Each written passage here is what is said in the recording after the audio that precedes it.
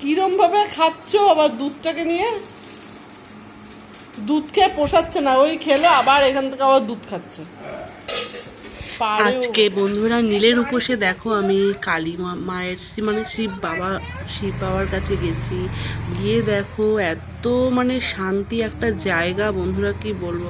আমার এত শান্তি লাগছিল এখানে বসে ঠাকুরের কাছে, মহাদেবের কাছে। তো দেখো এই যে কালী মাও আছে, তো আমি বসেছিলাম আর দেখো একজন পুজো করছে। তো আমি দেখো দেখছিলাম আর আমার মানে কি বলবো, একটা ওখানে বসেছিলাম যে একটা আলাদাই শান্তি, মানে কি বলবো। ঘর থেকে তো আমি বেশি একটা বেরাই না। আর এখানে দেখো সমস্ত কিছু রেডিমেডি করে একদম নিয়ে চলে এসেছি। আর এখানে দেখো আমাকে কি বাজে লাগছে। দেখো ফ্রেন্ড, আজকে আমি এই যে সাবু মাখাবো, দেখতেই পাচ্ছ। এই যে সাবু ভিজিয়ে রেখে দিয়েছিলাম, তো ওগুলো হয়ে গেছে। আর এইখানে দেখো দুধে পিঁপড়ে হয়েছে এত, কি করে দুধ দিয়ে আমি সাবু মাখাবো বলো তো? হ্যাঁ, কি করে সাবু মাখাবো আমি? এত পিঁপড়ে হয়েছে। দুধটা জাল দিয়ে রেখে দিয়েছিলাম, না হলে কেটে যেত দুধটা, ওই জন্য জাল দিয়ে রেখে দিয়েছিলাম। আর আমার বর দেখো তরমুজ কেটেছে কেমন ভাবে বলো, এরকম ভাবে তরমুজ খাওয়া যায়? হ্যাঁ, মুখে গিয়ে আটকে যায় না? হয়তো খাওয়া যায়, কিন্তু আমার মুখে খেতে গিয়ে আটকে যাচ্ছিল। তো মানে কিরকম যেন কেটেছে, একটু মানুষ ছোট ছোট করে কাটে, দেখো কিরম ভাবে। আমি কি খেতে পারি বলো?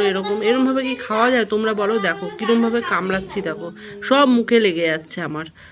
কি বিচ্ছিরি ভাবে কেটে দিয়েছে। বিকেলবেলা ঘুরতে এসেছি আজকে মেয়েকে নিয়ে। মেয়ে কি কান্না, এত গরমের মধ্যে বিকেলবেলা যে বাইরে বেরাবে। এ দেখো ঘুরতে এসেছি। বাবা আস্তে কর, ভেঙে চুড়ে পড়ে যাবো। তুমি তো ব্রেকটা দিচ্ছ। তো এই যে দেখো ভাঙাচোরা দোলনাতে, এই যে দোলনা চাপছি আমি আর মেয়ে। এ বাবা তুই খাতা না, তুই খাতা বলছি, তুই খাতার পেজগুলো নষ্ট কেন করছিস? আলু ভাজা করছি এখন। আর দেখো এত পিঁপড়ে, পিঁপড়ের চোটে দেখো এই যে দাগ দিতে হয়েছে, পিঁপড়ের চক দিয়ে রেখে দিয়েছি পুরো পাশেই। দেখো যা রাখছি খাবারে তাতেই পিঁপড়ে হয়ে আছে। পিঁপড়েগুলো মানে কি বলবো, মিষ্টি জিনিসে জানতাম যে পিঁপড়ে হয়, কিন্তু এ তো দেখছি মানে যা রান্না করছি তাই পিঁপড়েগুলো খেয়ে নিচ্ছি। ভাতের মধ্যে পিঁপড়ে ভর্তি। দাঁড়াও তোমাদের দেখাচ্ছি আমি। এই দেখো ভাতে পিঁপড়ে ভর্তি, দেখেছো? ওই দেখো পুরো আমি গরম করেছিলাম, এই সব মরে পড়ে রয়েছে পিঁপড়েগুলো। ভাতের হাঁড়ির মধ্যে পিঁপড়ে, সাইডেও দেখো কত পিঁপড়ে লেগে আছে। তাহলে কিভাবে আমরা খাওয়া দাওয়া করব?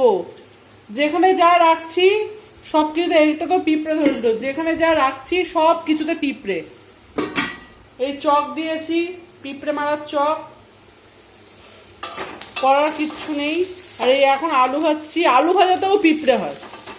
আর এখানে ভাত করেছি আবার রাতে।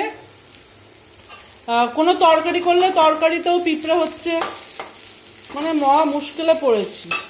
চলো আলু ভাজাটা হয়ে গেছে, বন্ধ করে দিই, গোড়ার থেকে বন্ধ করে দিই, গ্যাস বেরোচ্ছে খুব।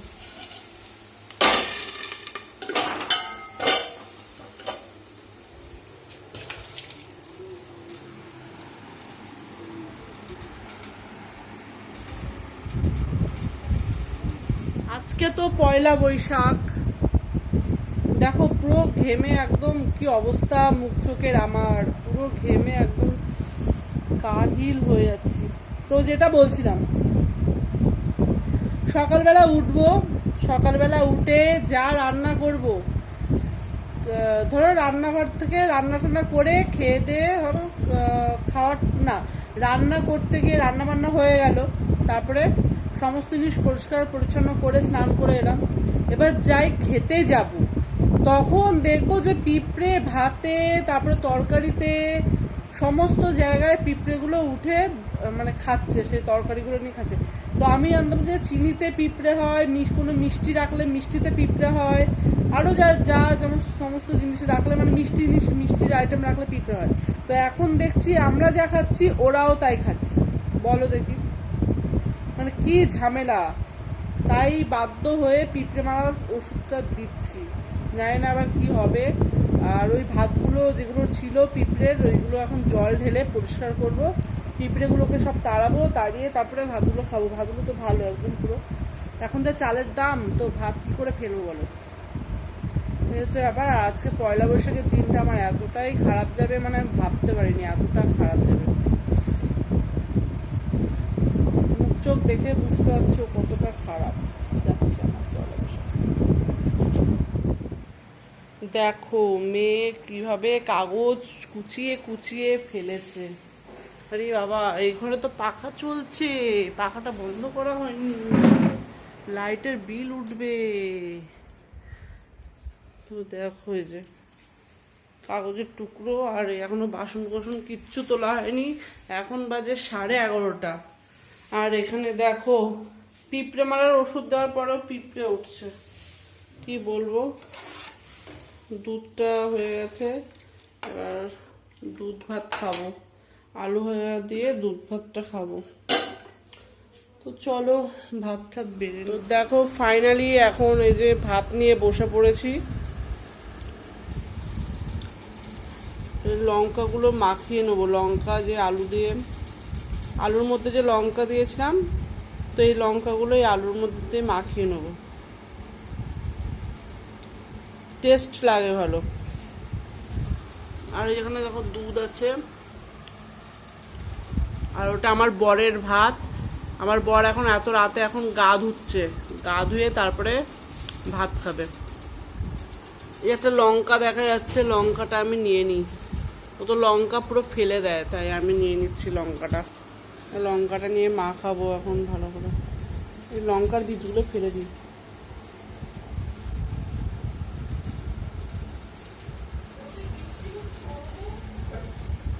ঠান্ডা হাওয়া দিচ্ছে তো,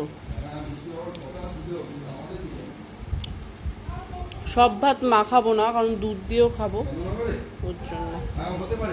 এই চিনিটা নিয়ে আসো তো।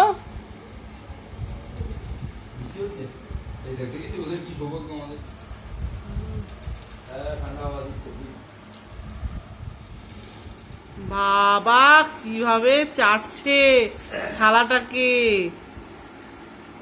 কি অবস্থা। দুধ খাচ্ছে না, থালা চেটে চেটে খাচ্ছ। যাক, দুধ খেতে বাবা থালা চেটে চেটে খেতে কত পছন্দ করে। হ্যাঁ সেটা তো দেখছি, পুরো পরিষ্কার থালা চেটে খেয়ে পুরো পরিষ্কার করে ফেললো। নাও এবার এখানটাও পরিষ্কার করে ফেলো, মেঝেটাও পরিষ্কার করে ফেলো। থালা চেটে পরিষ্কার করলে এরকম মেঝেটাও পরিষ্কার করবে, কারণ হচ্ছে তুমি 12টার সময় এসে এখানে খাচ্ছ। 12টার সময় এসে খেয়ে একটু না, এখন 12টা বাজে, দেখো তুমি মোবাইলে 12টা বাজে। তুমি এখন যদি না খাটো, তোমার ওই শুয়ে পড়লি বিপদে হয়ে। পিঁপড়ে কামড়াচ্ছে, এত পিঁপড়ে হয়েছে ঘরে, কি বলবো বন্ধুরা।